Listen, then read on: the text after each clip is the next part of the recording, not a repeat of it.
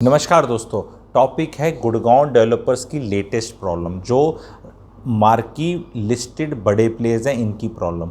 And इसी से linked है कि एक लिस्ट निकली थी मिनट्स ऑफ मीटिंग की, उसकी मैं अगर पॉसिबल होगा तो डिस्क्रिप्शन सेक्शन में या जिसको चाहिएगा मेरा सब्सक्राइबर टेलीग्राम ग्रुप वगैरह मैं कहीं डाल दूंगा। वो तो डिफ़ॉल्टर बिल्डर्स की लिस्ट है, तो उसमें जो टॉप 10 बिल्डर्स हैं जिनके वो सब पुराने वाले हैं जो गुड़गांव मार्केट में रहते थे, आपने नाम सुना होगा, ठीक है, जिसमें से यूनिटेक टॉपर है डिफ़ॉल्टर वाली लिस्ट में।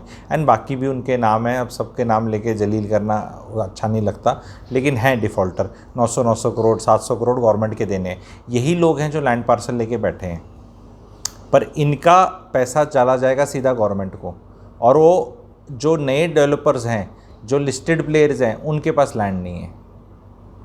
तो लैंड पार्सल्स की बहुत कमी हो रही है।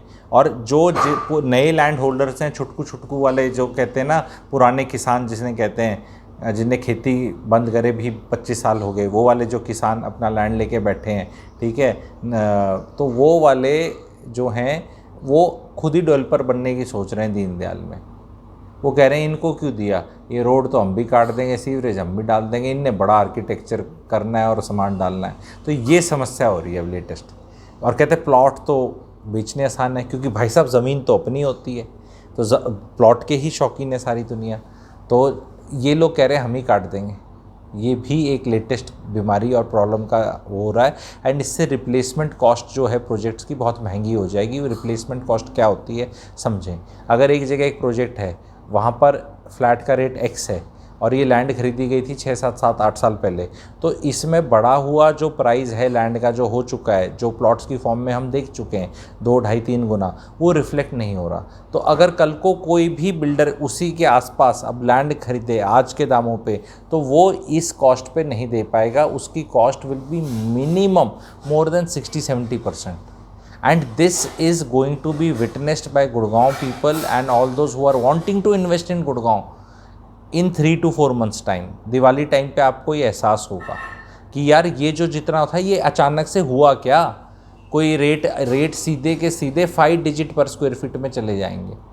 जैसे 10,000 5 डिजिट होता है ना, 9,000 4 डिजिट होता है, तो 5 डिजिट में तो ऑलरेडी टच कर रहे हैं, दीनदयाल के भी टच कर रहे हैं। लेकिन सरप्राइज़ क्या होगा लोगों को, 1-2 महीने में सरप्राइज़ क्या मिलेगा। न्यू गुड़गांव में 90 सेक्टर वाली जो जगह है, वहाँ पर 9,000 रुपये में AC3 टायर आएगा। 9,000 पे शायद सर्विस GST टैक्स और लगाना पड़े आपको, पोजेशन चार्जेस।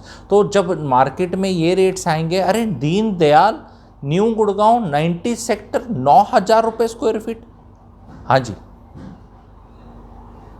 तो वो 10 गुना ओवर सब्सक्राइब नहीं होगा। IPO 80% हो जाएगा, विच इज़ ओके।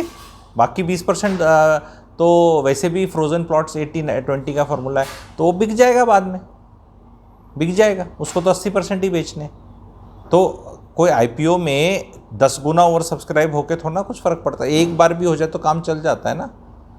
और जो बहुत ज़्यादा ओवर सब्सक्राइब होते हैं, जैसे एक L करके स्टार्ट हुआ था थोड़े दिन पहले, उसमें कौन से गेंस मिल गए लोगों को। तो ये आप लोगों को देखना है जी, प्राइजेस में झटका लगने वाला है।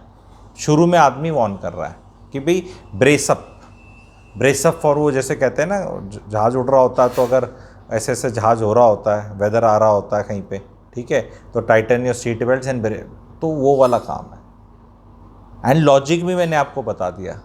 एग्जिस्टिंग वाले तो नहीं बढ़ा सकते कि आगे वाले बहुत रेट बढ़ाएंगे, क्योंकि उनके रेट तो लोग फॉलो कर रहे हैं। तो 200, 400, 500 रुपये बढ़ता है, वहाँ धीरे धीरे 1,000 बढ़ जाता है, 1,000 बढ़ जाता है, पर सीधा 4,000 3,000 का जंप नहीं मरता। तो ये replacement cost is a big issue. So this is something which I wanted to tell the subscribers. आप इससे एग्री करते हैं तो A टाइप कर दें, और अगर आपको समझ में नहीं आया तो N टाइप कर दें, ठीक है। आई विल नॉट से कि not agree, only thing is कि मैं समझा नहीं पाया, ये है चीज़ तो है।